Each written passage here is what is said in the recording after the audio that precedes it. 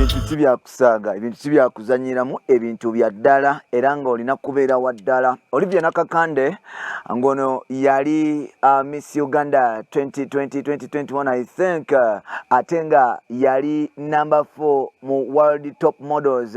Yasobola okukwata ekifo kyakuna avuddeyo n'agamba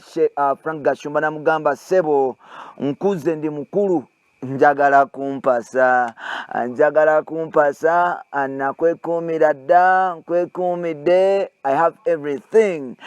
buli kyoyagala kyonna nkirina baby jangu ontwale yani agamba nga gwantutte nakwepikira dda baby njagala osobola okuba nti ojja onzijawo nsobola okuba nti nfuna ebintu ebyenjawulo. Abamuyitani Olivia Nakakande Miss Uganda yes ate nga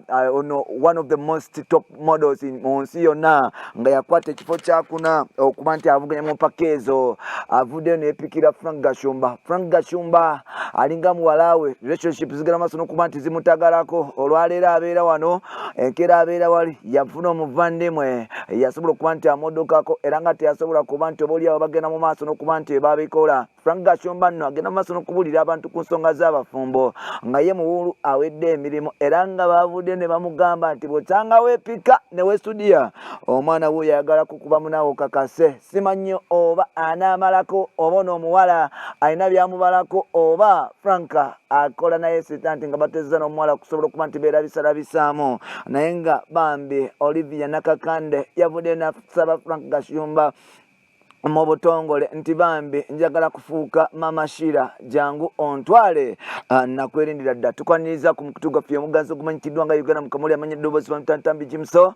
namba 1 Rich Boy Maxudi Junior webale kuba nti otambula nange okunjagala n'okuba nti eva obeerawo nga di boss n'ogamba nakutambula ne Jimso limoja Rich Boy asobola okuntuusaako byenjagala respect is still nkusamu ekitiibwa mu Uganda ali mu Uganda n'ebweru w'eggwanga mpola kino nno kankwehayesezfe Kampala osooka okubeera nti ozifunako mpola Muhammad Segiri nnyo omusango yasobola okuba nti bagogobe mu kooti gwe bamuwabira nti teyasoma ono nabadde tamanyi Muhammad Segiri nnyo omuvubuka abadde musomi nnyo abadde asomera Netherland naye nga ate palapasi yagenda maaso n'okuba nti atambula nti teyasoma biki byebinku ebiffe Kampala ate nga ekintu kya Josede ne Prima bakyagenda maaso n'okuba nti beevuma mpola Blackman yagenze n'agamba Mr. Henry akola ku Galaxy FM 100.2 n'amugamba nti gwe oli house boy Mr. Henry namusaba Mitchell Ground simanyi bigenda okuggwera ate nga mpola Bobby Wine agenda mu maaso n'okuba nti atereza music we era nga buli alina music wa Bobby Wine agenda mu maaso n'okuba nti afuna strike anytime from now. Byebyebife Kampala munzikiriza nsobola okuba nti mbatuusaako emboozi ya Frank Gashumba n'omwana amanyikirwa nga Olivia Nakakande kyobadde tomanyi giri emyaka gyonna gye mbadde ku nsi nga mpulira Frank Gashumba muwuulu okuva linatandika okutegeera Frank Gashumba abadde muwuulu ebbanga lyonna era nga Frank Gashumba asobola okufuuka single father a single father emyaka nga tukyali bato mpola wano nno ayagenda mu maaso n'okuba nti akuza omuwala amanyikiddwa nga Shira Gashumba omu ku buwala obukyasinza okuba nti bukaabya abasajja b'e Kampala omu ku bawala botunulira n'ogamba nti yes kano kamodo kali portable small n'ebintu byonna kabikola y'omu ku bawala boyinza okutunulira n'ogamba nti yes the lady is beautiful newankubadde nga talina supu kogatta ne savu tonotono naye nga ebintu abikola muwala wa kabi nnyo ddala. Now ono ne taata we olwaleero Frank abeera mu relationship eno Share ali mu relationship eri era nga oba oliawo relationship zino tubira nti ziri commercial at times because gwe botunulira n'ofuna girlfriend n'otamala naye mwaka mulamba n'ofuna omulala n'omala emyezi 3 gwoba olina kyekyo gwe buli kaseera ofuna ba girlfriend subira maybe nga bakuwamu ebirabo naye nga ate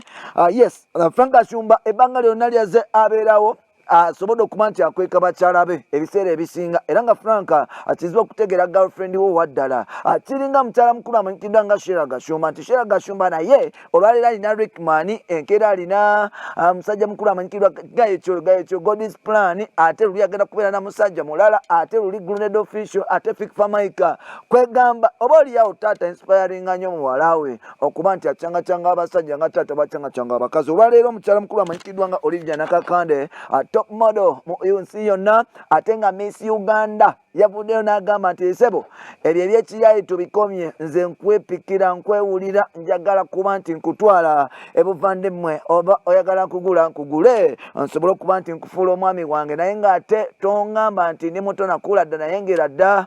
yes kyekiseera okuba nti naawe onteekamu ka bajeti osobole okuba nti ontwala nange nsobole okuba nti nva ku lujja simanyi franka bwasobola kuba nti baddamu naye ng'ate byonna ekiriwo abantu bageze mu comment section bateekayo obumuli ne bagamba wow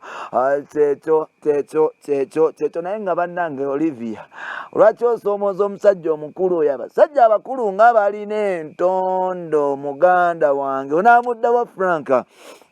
naye nga yes Uncle Franka omukazi wuyo akwepikidde toddamu tugamba nti oli muwulu simanyi abakazi tebali serious oyo omukazi akwepikidde bwakulema kijja kulaga nti gwe atali serious amwe bali kutambula nange bakyali bange mwe bali kunjagala mwe bali kumbeererawo mwe bali kusubscribinga mwe bali kuba nti munvimbisa bampita ntambi jimso number 1 rich boy Maxudi Junior olunaku lwaleero nzikiriza nsobole okuba nti nkuleka wano tusobole okuba nti tufuna ebirala ate mu maaso awo bye bye for now